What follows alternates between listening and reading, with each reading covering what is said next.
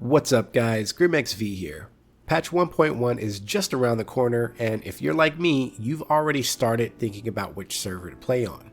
To help you guys make your decision, in today's video we'll cover server types, differences between PvE and PvP servers, and how the rating system works. Let's dive in.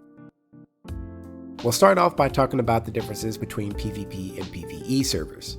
With the addition of dual flags and arenas coming in 1.1, PvE servers will now be able to enjoy consented PvP without the worry of being raided. The positive aspect of this is that the absence of raiding allows for players to build more creative and aesthetically pleasing castles. Communities within PvE servers also tend to be more inclusive, so if you're someone that enjoys that, this may be the option for you.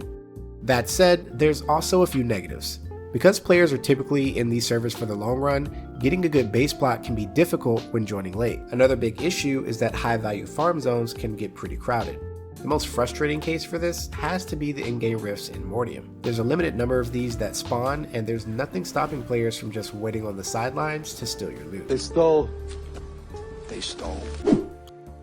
Playing on PvP servers is a completely different experience. This is of course due to them having the rating system and open world PvP. The only time you're protected from this is when you first create your character thanks to a PvP protection buff. The length of this buff varies depending on server settings, but is typically 30 minutes or an hour. For those wanting to jump straight into the action, you can also get rid of this buff by creating or joining a clan. Hey guys, Post-Edit Grim here. Wanted to just quickly hop in and correct something I said wrong there. You actually don't have to drop the clan to get rid of the buff. I'm not sure when this changed, but now all you have to do is type /PVP, but just be careful because if you are in a clan and you do that, it apparently drops it for the entire group. Alright, back to the video.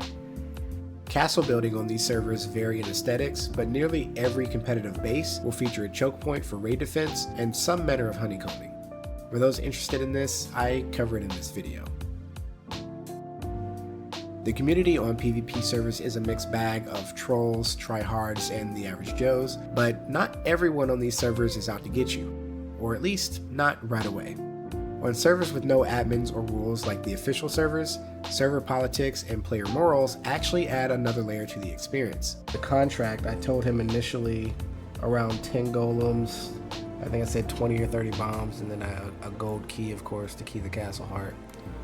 So, to my knowledge, everybody is bringing some golems. I have currently made 20, and I'm going to make more by the end, by next Saturday. And then we have split them up to make keys and to make explosives to be handed out as well. Okay, 20 is definitely plenty. That's good.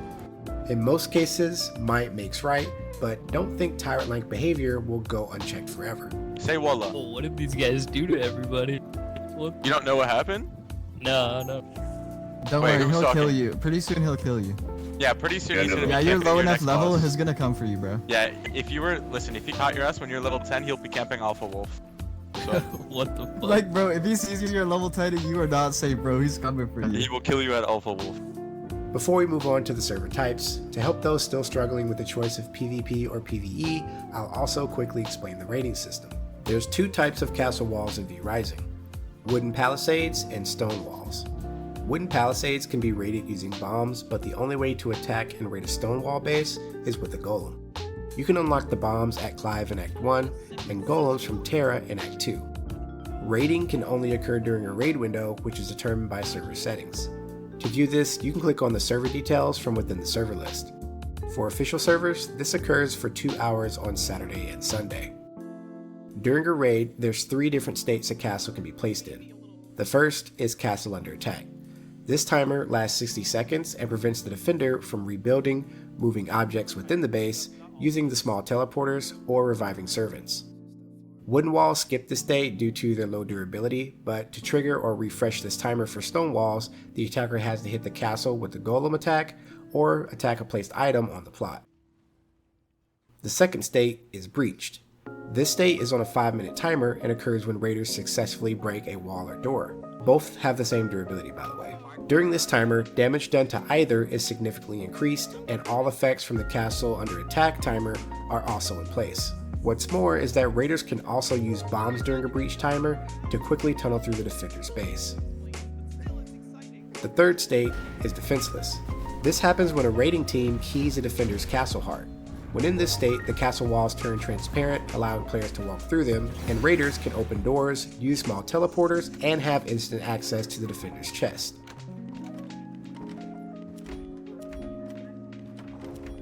Now let's talk about server types. Starting with the officials, the first thing you should know is that aside from the expected selections like duo or quad, both PvE and PvP servers can either be standard or brutal. A common misconception for new players is that brutal is the hardcore server, but that's not the case. Brutal is an advanced game mode targeted at experienced players with harder boss movesets and adjusted damage values that slow progression speed. Outside of that, there's no difference to progression path or anything else from a standard server. We've already covered the differences between PvP and PvE, but I also want to mention that for both standard PvP and brutal PvP servers, raiding does not mean you'll lose your castle. Just like on PvE servers, the only way a castle can disappear is the decay system. Castle decay occurs when you don't feed your castle heart with blood essence. Next up, we have merciless servers. This server is the hardcore server type and only comes with PvP enabled. Players will drop their inventory and equipment on death, and a raiding party keying a defender's castle can choose to either take it over or destroy it completely. Outside of that, the game is the same as the other servers. That wraps up the official server types, but you should also know that all officials are on a wipe cycle that ranges between 1 to 3 months.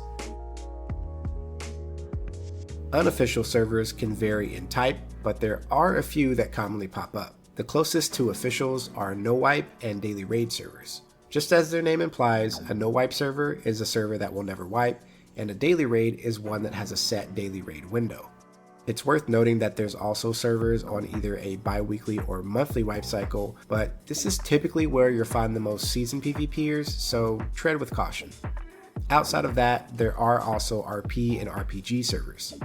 RP servers, or role-playing servers, are usually servers that feature a background story for their server and encourage players to create character stories that interact within that setting. These servers range from being rather lax with optional RP to having strict application processes that ensure the rules and RP is maintained. An RPG server is different from all of these. The one major thing that sets it apart is that it's driven by an RPG mod that changes the game's standard progression system. Instead of being gear-based, it introduces a leveling system that's EXP-based. But that's not all. Depending on the mod, it can also have additional features like professions, horse breeding, and even tameable familiars. Out of all the unofficial server types, this one will take the longest to relaunch after 1.1 due to the need for mod compatibility. One last note for unofficial servers is that all of these servers have varying rules and mods depending on the server host. You can usually find out everything you want to know on the server's Discord. To find those, you can check the server details directly from the server list, the community and find a server channels on the official Vrising Discord, or look for posts on Reddit. And that's it for today's video, guys. 1.1 is almost here, so hopefully you found this helpful. Let me know in the comments below what server you're going to go for. As always, thank you so much for watching. This is GrimXV, signing off.